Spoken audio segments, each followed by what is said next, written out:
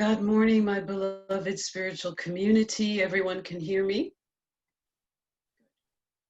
I am always in astonishment of how spirit works and how spirit orchestrates the service. So I hadn't read the Daily World this morning. The title of my talk is Which World Are You Living In? Which world are you living in? The Buddha's 10 worlds of the mind. And the affirmative statement from the Daily Word was, I envision peace in my mind. Or that was one of the statements. I envision world peace in my mind. And so as I contemplated this week's talk, I, for a period of my life, practiced Nichiren Buddhism, which is the chanting Buddhism. And in fact, when I researched, just in my research around spirituality, Nichiren Buddhism is considered a new thought Buddhism. Because when you chant Nam-myo Renge Kyo, you're actually chanting the Lotus Sutra, which is focused on the law of cause and effect. Nichiren Buddhists believe in the law of cause and effect, and that by chanting it, you can release negativity or negative karma and create positive karma.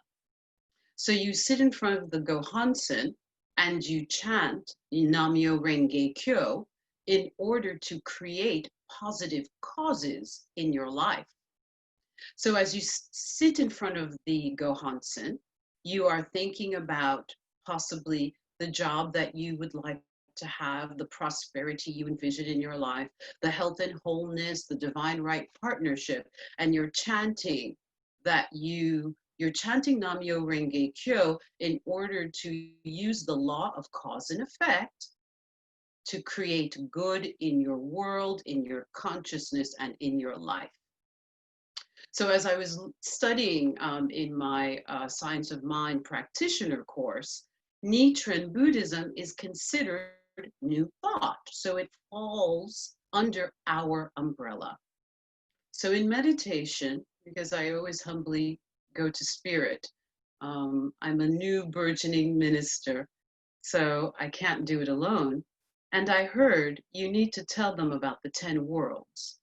And I thought, wow, okay. So Spirit guided me to also say to us that there are many voices, but one truth, many paths, but one path, and they all lead to God and awakening. So Jesus the Christ represents divine love. He came so that we would know that we are one with the Father, Mother, Creator, that Spirit loves us unconditionally, and that we can have access to this divine love. The Buddha was a man that lived to be 82 years old, and he experienced through meditation an awakening of the mind. He transcended life. He developed a deeper understanding of the universal laws, and he came into awakening. When we use the spiritual technology that Jesus gave us and the spiritual technology that the Buddha gave us, we come to spiritual awakening. Divine law, we come to spiritual realization. Divine love and divine awakening lead to spiritual realization. So as truth students, we know that there are many voices, many paths, but that they lead us to the one truth, that we are co-creators with God. My desire this Sunday was to remind you to get back to basics. And as truth students, we know that our thought is creative. I'm extremely concerned with everything going on in this country and on the planet. It's so easy to be hypnotized by the race mind consciousness of everything's going to hell in a handbasket, or I'm Haitian, so I probably made that up or said it wrong. But things just seem, there's so much discord. There's the appearance of death and dis-ease through COVID. There's the racial unrest, the political fighting going on. There's so much, there's change in our community. There's change everywhere. So I want us to be aware of which world are you living in. Jesus reminds us that the kingdom of God is within you. This is a state of Buddhahood when we choose to master our mind and come into the full awakening of the kingdom of God within us. We've achieved Buddhahood. So let's get into the 10 worlds. In the 6th century, the Nichiren Buddhist, Nichiren Daishonin, was a Buddhist monk that recognized that the inner nature of man was subjective, and that hell and heaven was embodied within our consciousness. As to the question, this is a quote of the Nichiren Buddhist monk. As to the question of where hell and the Buddha exist, one sutra reads that hell is underground, and another reads that the Buddha resides in the West. However, upon closer examination, the truth is both exist in our 5-foot body. So, the 10 worlds are considered the 10 conditions of human life. And so there are 6 lower and 4 higher worlds.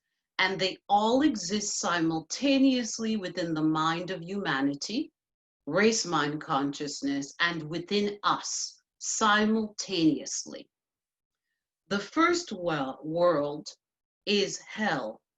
This is characterized as being the lowest condition of life. It is characterized by misery, suffering. It manifests as fear, grief, destructive rage, or depression, a feeling of being trapped by circumstances, imprisoned where we are. The second world is hunger. It's called hunger. This is experienced by being dominated by one's desires, both physical and mental, addictions, habits that we can't get out of. This is hunger, perpetual hunger for things, for maybe even a change of circumstances. This is the world of hunger. The third world is animality. This is a place of instinctive behavior. This is an eye for an eye mentality. This lacks reason. It can manifest as fear of those who are stronger or bullying of those who are weaker. This is the realm of the law of the jungle. Man eat man, an eye for an eye. You get me and I'll get you back. This is the world of animality. The fourth world or realm is the condition in human experience of anger. This is when we feel superior to others and we want to show it. This is also characterized by aggressive behavior. It is the world of self-centeredness. It is the world of the ego, and we are constantly feeling in conflict with others. As I read these worlds, I want us to think about what is going on collectively and internally. The Buddha says that each of us has all of these 10 worlds within us, but we have one that is dominant, and we have a secondary one. And even if we're experiencing the higher realms, the dominant realm will have an influence. I will give you an example after I'm done. The fifth world is the world of tranquility. It's where most humanity resides. This is an inactivity. This is a passivity or laziness. You don't have momentum or energy. In this world, we are very susceptible to outside influences. This is the world of tranquility. So even though you're tranquil, who is running your mind? Are you running it, or is the world running it? It's almost childlike in its energy. The sixth world is called rapture or heaven. This is intense joy resulting from the fulfillment of desires. This is contentment that is very short-lived because it is based on outside gratification. I got the job that I really wanted. Oh, but my mother just called and got on my nerves. So it's a heaven that is fleeting. Oh, we are so happy, our finances are right, we're happily married, all of our relationships are right, but someone has suddenly been diagnosed with a dis-ease. So heaven in this plane, this world of rapture, is fleeting. Now we are going to go into the higher realms. The higher realms, number 7, is the realm of learning. This is a higher condition of life. This is seeking learning from others. It usually manifests as learning about ourselves, others, and existing knowledge. There is a thirst for knowledge. However, learning without corresponding wisdom arises. Without corresponding wisdom can make us arrogant, and we can lord our learning and our intellectual prowess over others. So learning without wisdom is not what we are seeking. We are seeking learning with the awakening of wisdom. So then we are awakened. Then we are coming from a higher mindedness in this realm.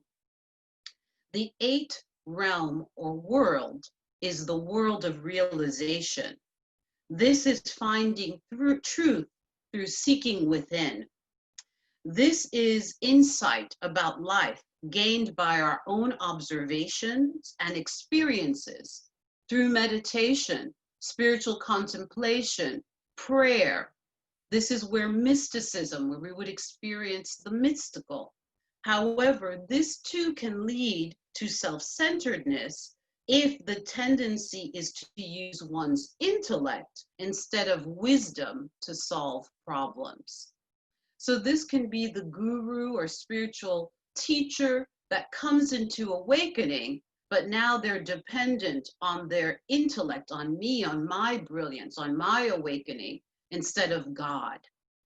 So if you unify your spiritual realization with God, this will help you to come from a higher perspective and not an ego perspective. The 9th realm is the Bodhisattva realm. And the Bodhisattva is where the Dalai Lama says that Jesus had attained Bodhisattvahood and Buddhahood.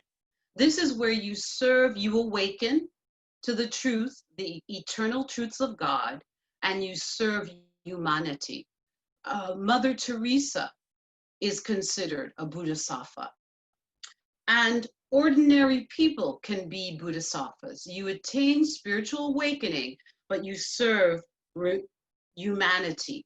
So Buddhi means enlightenment, Sattva means beings. So this is the realm of all of the enlightened beings. This means that someone seeks enlightenment for themselves and others, for the happiness of all others, like nurses or a parent who care for the sick, or an aid worker who's coming from a high-minded place while serving people who are suffering. This is enlightenment for the self and others and service to humanity. This is a high condition of life. that can also turn into arrogance if you feel superior to those that you are helping. And I have an example of how Jesus experienced this. Remember that Jesus was tempted by the devil, the ego mind, while he was in the wilderness. So after fasting for 40 days and 40 nights, he was hungry. And the tempter came to him and said, "If you are the Son of God, tell these stones to become bread." And Jesus answered, "Man shall not live by bread alone, but by every word or thought that comes from the mouth of God," consciousness. And then the tempter brought him to the highest mountain and showed him all the kingdoms of the world and said, "You can have all of this power. You can be the ruler of all these kingdoms. Drop yourself down from this mountain, and I know that angels will rush in to pick you up, and you will be the greatest ruler of the world." And Jesus rejected that. Jesus had attained Bodhisattvahood, and he was awakened, but he wanted all others to be awakened. He didn't want to be this awakened being that lorded power over others. That's what ego mind can do when we are awakened as a Bodhisattva. We become arrogant of our spiritual power and lord it over others. The 10th world is Buddhahood. A Buddha is an ordinary person who has awakened to the true nature of life and experiences ultimate happiness and freedom within the realities of life. A Buddha experiences ultimate absolute freedom and happiness within the realities of life. It is characterized by indestructible joy, wisdom, courage, compassion, creativity, and life force. This is a key point here. We all have the 10 worlds within us, and the life state of Buddhahood is not separate from us or others. This is unawakened potential within all of us. A Buddha does not escape the realities of human life. Rather, the courage, vitality, and compassion of Buddhahood infuse and transform the lower states or worlds. For example, a person can be in hell, a person can actually be in jail or in prison, but they have attained Buddhahood or Bodhisattvahood by serving compassionately their brothers and sisters in the prison. People come to them for advice and prayer. They meditate and they pray. So it's not about the outside condition being perfect. It's about attaining Bodhisattvahood and Buddhahood within.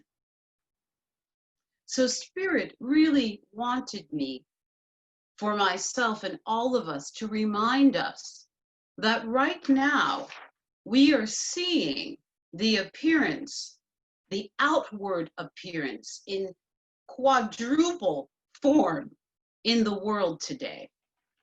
I'll go through the list again. The 10 conditions or worlds which every human being embodies: hell, hunger, animality, anger, tranquility, rapture or heaven, learning, realization, Bodhisattva, and the Buddha.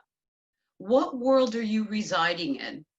And when you think of these worlds, I actually, from observation, feel that we are manifesting or showing outwardly hell. The world of hell is kind of everywhere on our TV screens. Depression, disease, fear, rage, racism, all the isms, antagonism, violence, my side versus your side, hunger, addiction, I need to go and break things down and take. I got to have a lot of stuff. We're seeing all of this and we're being seduced by it. What world do you want to live in today and every day? And there is a spiritual antidote. The spiritual antidote is prayer and meditation. Without chanting and meditation, the Buddha says that we will not have the fortitude, the strength, the spiritual muscle power to resist the temptation of the world of hell. Now, these are states of consciousness. The Buddha also said that within every single one of these worlds are 9 worlds. So in all of these worlds, all of these aspects exist in every single world. In learning, you can have hell, you can have hunger, animality. So there are over 100 different worlds that we can exist in, and over 3,000 states of consciousness. In a moment, a human being can go through 3,000 different states of consciousness. So what we see happening out in this world that we can so easily judge is actually occurring within us. As a collective consciousness, we are projecting our own inner states out into the world in order to become conscious of where we are abiding in order to heal it. So any greed that you are seeing and critiquing, as I do all the time, where are you greedy in your life? Any violence that you see occurring on the screen of life, where are you violent towards yourself and others in your life? Any irrational behavior that you're judging, where are you irrational in your consciousness, in your life, within you? Any ism that you see happening out in the world, how many isms are you using against yourself and others within your consciousness? The only antidote, my beloved brothers and sisters, for any of this is God. Choose who you will serve. Serve God. What does that mean for a truth student? Do I go and do rituals? Do I go and, well, we can't attend church, but do I listen to every sermon on every Zoom call and every Facebook and every YouTube channel? The Buddha said you can read all of the sutras in the world, all of the scriptures in the world. You can quote them. They will do nothing to awaken you if you do not look within. If you do not seek the kingdom of God within you, the Buddhahood within you, the God awakening within you, the antidote of prayer and meditation will be a force field that protects you from the hellish world. These are not places, these are states of consciousness. Which world are you abiding in? In John 16, verse 33, Jesus reminds us, this has been a mantra for me.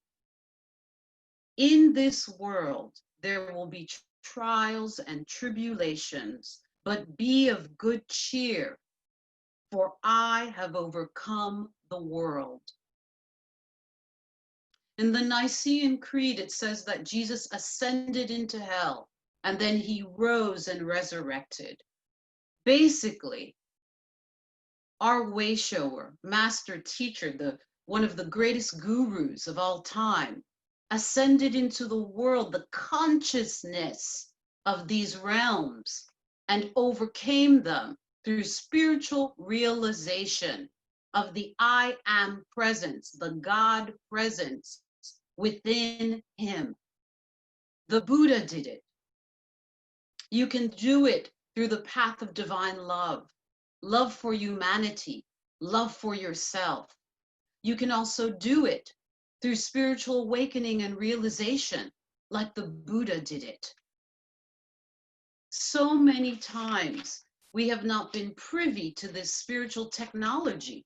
I'm amazed. It was only when I began to study Nichiren Buddhism and I chanted that I learned about the 10 worlds. Imagine if children were taught this. It's not outside of you.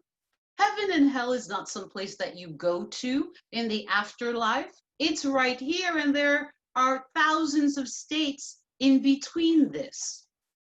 In between this. So in 2001, the Dalai Lama stated that Jesus Christ also lived previous lives, and he added, he reached a high state of Bodhisattvahood or Buddhahood. He was an enlightened person through Buddhist practice or something like that. Thich Nhat Hanh affirmed core Christian beliefs, such as the Christian belief in the Trinity and resurrection, by stating these are all states within us. When we are crucified by life or betrayed by the Judas kiss, dis-ease appears in our life, betrayal happens in our lives. Will we be resurrected into the I am presence, into Buddhahood? The choice is ours. These great Buddhist teachers have seen the universal reality with Christianity. They say it's one and the same. If we travel these paths and use this spiritual technology, we will awaken to God. So the 10 worlds or the 10 realms are a part of beliefs. It's a part of consciousness. These conditions are unavoidable, but the choice is ours. So here are some scriptures that talk about not being in the world or in the worlds. Do not be conformed to this world, but be transformed by the renewing of your mind. By testing and practicing, you may discern what is the will of God and what is good, acceptable, and perfect. Be ye transformed by the renewing of your minds, and be not conformed by this world. John 18, verse 36, Jesus answered, my kingdom is not of this world.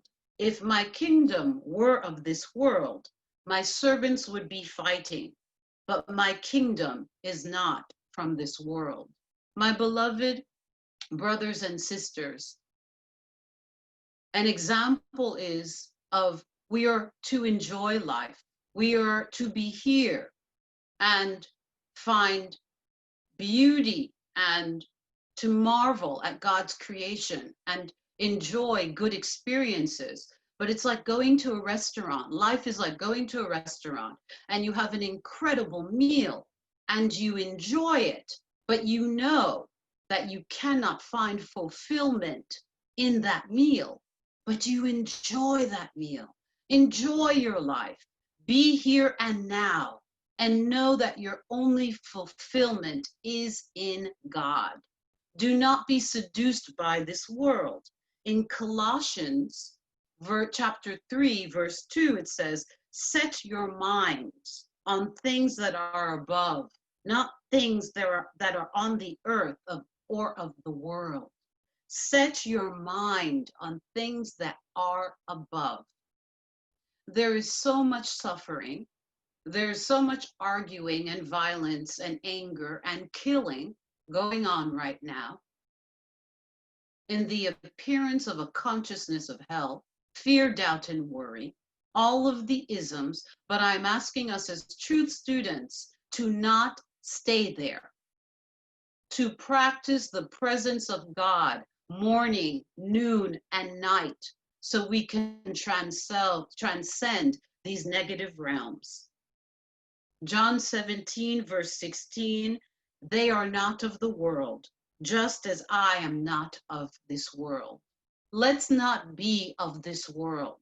Let's be of a higher vibration, of a higher consciousness. So, in the metaphysical Bible, what does it say about verse 16, John verse 16, chapter 16, verse 33, overcoming? When Jesus says, I've overcome this world, it's gaining superiority through winning, through thought mastery. Thought mastery. Let's have thought mastery. We don't do it by ourselves. We must practice our spiritual disciplines, meditation, affirmative prayer, contemplation, and please be moving your bodies. Please be connecting with nature, walking out in nature. This will purge you of the stress. This will purge you of the fear. It will get it out of your cells and your atom and your organ systems. Get it out of your body. Be at one ment with God, because this is the eternal broadcast of divine harmony that is the same yesterday, today, and tomorrow. Overcoming is dealing with your life's problems with a spiritual understanding and demonstrating that thought mastery is more powerful than anything in the world. So, my beloveds, my homework for you this week is to contemplate, what world are you living in? You have 10 to choose from and over 3,000 different states. Choose awakening, choose spiritual realization, choose Buddhahood, choose God mind, choose thought mastery. Who are you serving, God or the world? In this house, in the house of unity in the city, we serve the Most High God and we overcome this world. Thank you. Namaste. And so it is.